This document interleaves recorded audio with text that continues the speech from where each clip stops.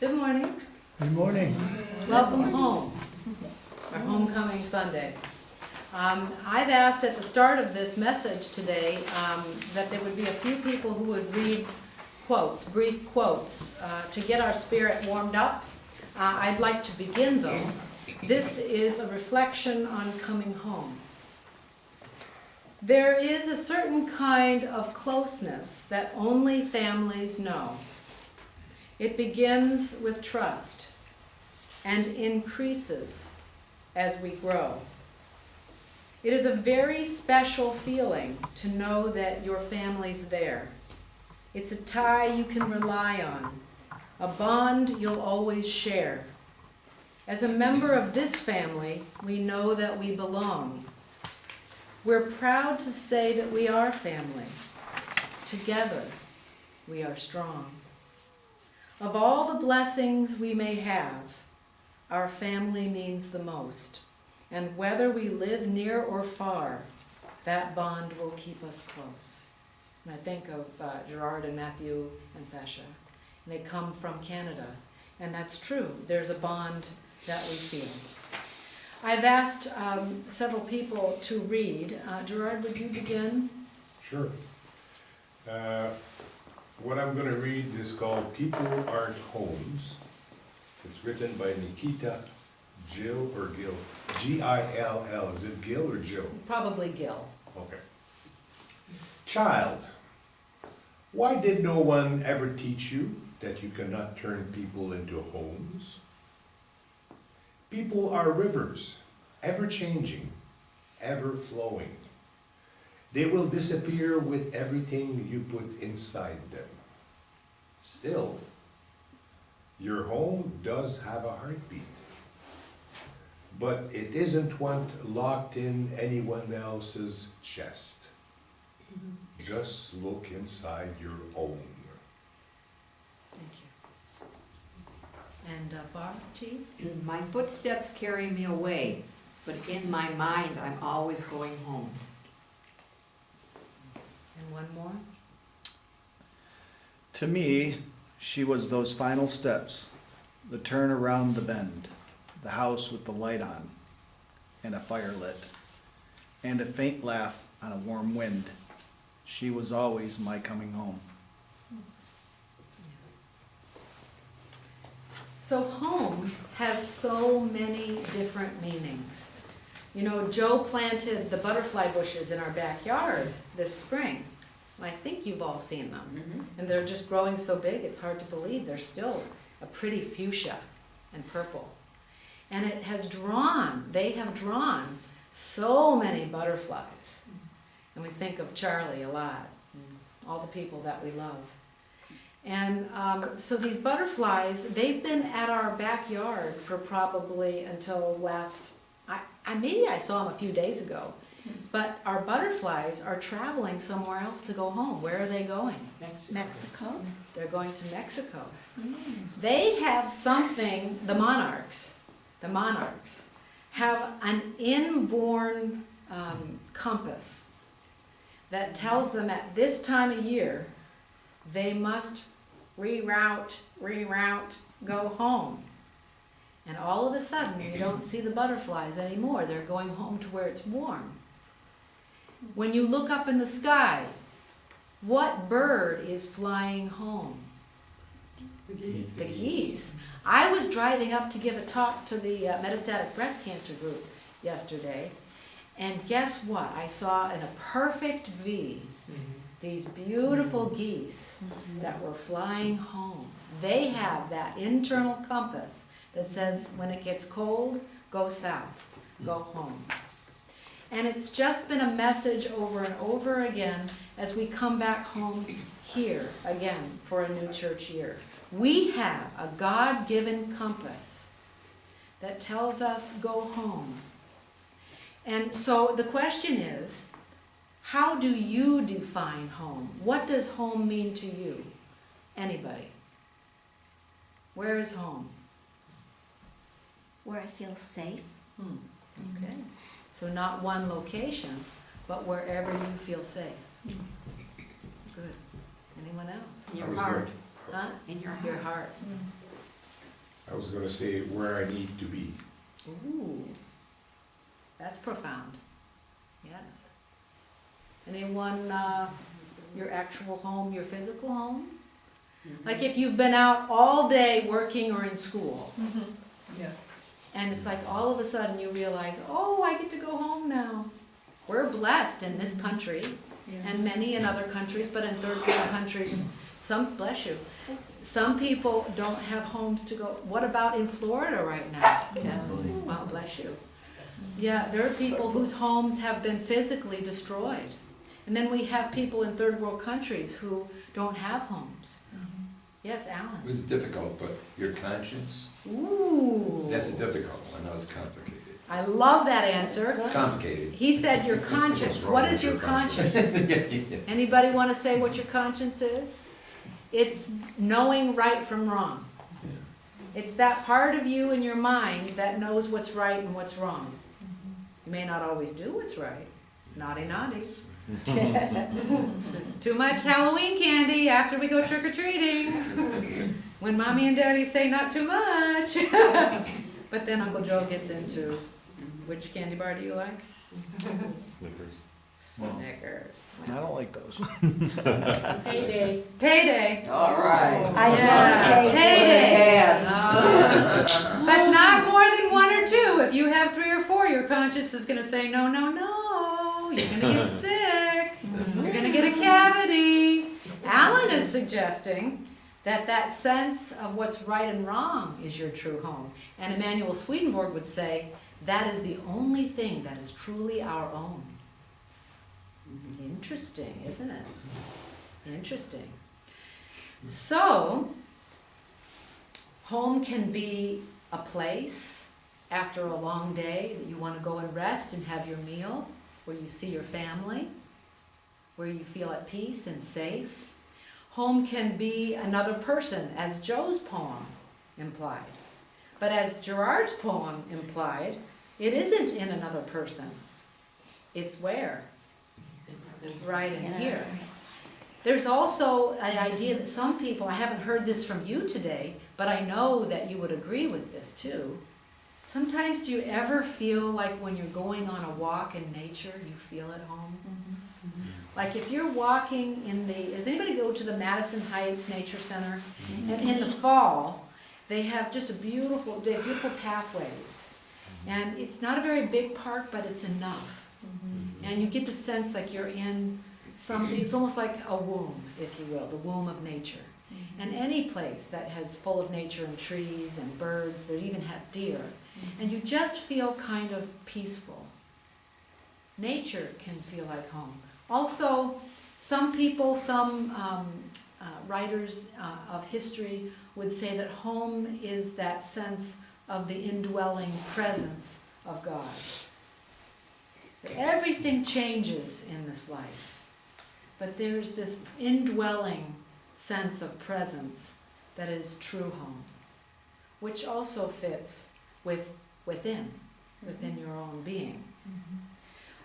Helen Keller, one of my top role models of history, said, her home wasn't so much what we see and what we can hear, but she, early on in life when she went deaf and blind, she realized that where life was truly, she got an education early, that true life was within. That was where divinity rested and where her soul danced, where she could feel alive and she could actually sense. She said, I have 5 spiritual senses. I don't have the physical senses you have, but I am seeing something more real. And so there's a sense of home being in a completely different realm. This morning, Barb Taranjo and Mom and I were reading about what the angels experience in heaven and how that home is somewhat like here, but there's a sense of illumination and a sense that everything that we see is a reflection of what we love. And so home has so many different meanings for us. And if you've ever lost your home in a fire or a flood, and you've lost everything you own, Sometimes a total devastation and loss like that makes it very clear where life itself comes from. And so the question is, why do we return home? Okay, we've been out in the world. Maybe we've been the prodigal daughter or the prodigal son, and we've gone away from home. I think of Ellie, my sister Ellie, and she's from the Philippines, and that is home. She's home here with us, but she has that beginning light and love back in the Philippines, and she probably longs for home. And I can remember the first day of my first year of college, when I was far away from home in Oregon, and I went to college, and I was so homesick, I threw up on the way. And when I finally came home after the first break of college, I just ran to my bed and just took a nap. And I felt like, I just felt like, oh, I could relax. So what makes us come home? And I want to hear from you. What makes you want to go home, wherever home is? Well, this is the hope, H-O-P-E. Now, the reason I'm saying this, for a poor person, Yeah. that's home for them. They think of heaven, they have hope, even though they're suffering. So Yeah. it's complicated. Yeah. Beautiful. Yeah. Yeah. A little more down to earth. My home now is Windsor, Ontario. I've been living there for, it's gonna be 21 years soon. I called it home because this is where I was with my family.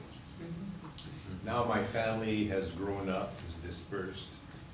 I don't really have any attachments to Windsor anymore. I'm getting older. I need to get closer to the rest of my family, my brother and his kids and his partner and my sister and her kids and her husband and so on. So I'll be moving away from Windsor September 1st. I'll be moving into a new apartment in Hawkesbury, Ontario. Now, Windsor's here, Yeah. southwestern Ontario. Hawkesbury is the other extreme southeast Ontario on the Quebec-Ontario border. I'll be 1 hour away from my brother who lives in the Laurentians, less than an hour away from Montreal, where the Montreal Canadiens play hockey. Yeah. 2 hours away from Granby, where my sister lives and where I was born, and 1 hour away from Ottawa. So it's a strategic location. The purpose is to get closer Yeah. to that part of my family, because I'm getting older. Yeah. I'm getting close to the time when I will have to leave this life for whatever comes after, and I need to be closer to my origins. Yeah.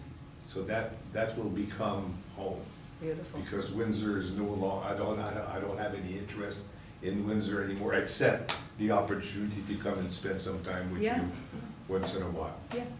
Beautiful. And that kind of touches on a point of one of the reasons why we return home, which is, who here has not changed in the last 10 years? Okay, nobody's raising your hand. Even Matthew, look at you. You were a sparkle in Not even 10. I know. I was gonna say, you're a sparkle in God's eyes 10 years ago. In mommy's heart, daddy's heart. But the thing is the point is that we're always changing. We are always changing, and everything around us is always changing. And one of the needs of why we go home is we go home to feel like we're going back to something that's stable, something that's secure, safe. I went back to our home in El Cerrito years ago, and an architect had bought the home that we grew up in the Bay Area, San Francisco area, and completely, as an architect, changed the whole house. So that if we go back to that El Cerrito house, there's nothing left except one thing. Any guesses? Quint can't answer in case you know. There is a form of architectural style where everything gets changed in a dwelling, except they don't change one room. What is it? Foundation. Well, no, although closet. that's probably the same, Probably. but they built up. I mean, it was not recognizable when I went back there, but there was one room they let us in to explore, It was a closet. And do you know that that closet smelled the same back in 1973 to Because 73? Quinn's shoes were in there. Right, whose closet was it? Or I guess the It was, a what? the apple left. With the apple and the chocolate. Left some fruit laying No, around. but so this architect changed everything. It was unrecognizable except this small little linen closet. And it's where, when I used to have nightmares at night, I used to get scared of monsters at night, I used to go lay by Mom and Dad's bedroom door, and sometimes in the closet because I was scared. And so I went back as a grown-up, and I went through this house, and this is not the home that I know, except this closet that smells the same. And it was so amazing, and it was a reminder that, wow, we are both our past and we are the present moment. And where is home? If we can't go back to the home we grew up in, where is home? When Theron was reading the scriptures this morning, he was reminding us of Jesus on the hill. And at that time, John the Baptist had just been beheaded. He had just been killed. And everybody was scared. And everybody was hungry. And they were homeless, if you will. The hope that they had in their Lord was gone. And they were hungry for something that was home in their spirit, in their minds. And so Jesus, with his disciples, had a few fish and loaves and had thousands who wanted more and needed more. And they came to him and they were filled. And it would be missing so much if we only thought about how he fed them physically. That is a part of what he does. He feeds us. He gives us what we need to live. But we must go deeper. We must see that there is a hunger and a thirst in us for a loving God. There is a hunger and a thirst for a sense of belonging and home in a larger sense. And then if we find that home, that connection to all that is, to life itself, the longing, the ache fades away. And we see the connections of home within us and all around us. When we tap into that life that is eternal and gives us that fill, the very first time I ever really saw the Lord in my dreams, I was very sick. I was bulimic. And I was trying to feel good by eating food, but I didn't want to be fat, so I threw it up. And I'm telling you this because it's important for this message. So I was eating so I could feel not so empty and alone. And then I threw it up, but then I needed it again. And it was an awful cycle. And at the end of that college year, the Lord came to me in a dream. And he showed me his face. And then suddenly, there was no more emptiness. And I stopped what I was doing. And I drove home. And all these insights were coming to me. And I couldn't get enough napkins from the waitress when I stopped, because all these insights were flooding through my heart and my mind, and everything that was true was coming through, and I was just journaling on napkins. And eventually she looked at me and said, "Lady, I don't have any more napkins." And I said, "Oh no, because they're coming, they keep coming." And so I had to wait till I got home to keep journaling. And I can tell you that to this day, that feeling of being full has never left me. And so my response to the fullness that God has given is that I want to offer the opportunity to help others find that sense that I've been given not only enough, but more than enough. And that's why I work. That's why I work so hard. And everybody says, Renee, you have lupus now. Why don't you let go of one of your positions? And I say, no, because that fullness just keeps coming. I don't have enough napkins. It just keeps coming because the touch of the Lord, the bread and the fish, have fed me so well all these years that I want to help others know that feeling in whatever way is good for you. So I don't want to let go of my positions because I feel life there, here. And so I am fed, and that is what the Lord offers to you today. If you in your silent place of worship and knowing can welcome the Lord today in a new way, in a special way, I promise you that you will feel full, and that you will not long and ache for the things that are temporary and of this world. You will be full and complete, and you will have so much that you can't help yourself. You have to give more. Because that's what the Spirit of the Lord that has risen upon us gives to us, is a sense that we are family. And that's why coming here on Sunday mornings is so important, because we refuel each other. If we come empty, somebody else who is full fills us up, and we are whole. Yeah, just a couple for everyone here for the meditation, okay? The poor, they have nothing, but they have heaven, they have hope. Charity is very important, and also the way we talk to people. We should not talk to people in a way that demoralizes them. Yes. Because they have this hope, you know, they have to have some compensation for what they lack, because we're not really giving everyone the charity we should be. I mean, I'm guilty of this myself, you know. It's The way we beautiful. speak, but we have to be careful, you know. And you have just led into my closing quote from Mother Teresa. You ready? Our homes must be centers of compassion. Must be centers of compassion. If in your home, whether it's in your heart, in your mind, or in your physical home, if you cannot find compassion there, then make your prayers stronger. Live differently. Make your homes centers of compassion. And then she has a very strong ending to that quote.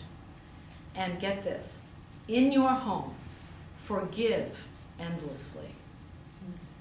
So she knows that in our homes, we're hard on ourselves. In our homes, we're hard on each other. And when we live with people, it's really easy to find what's wrong with the other person. But she's saying, forgive endlessly. Endlessly. Amen. Amen.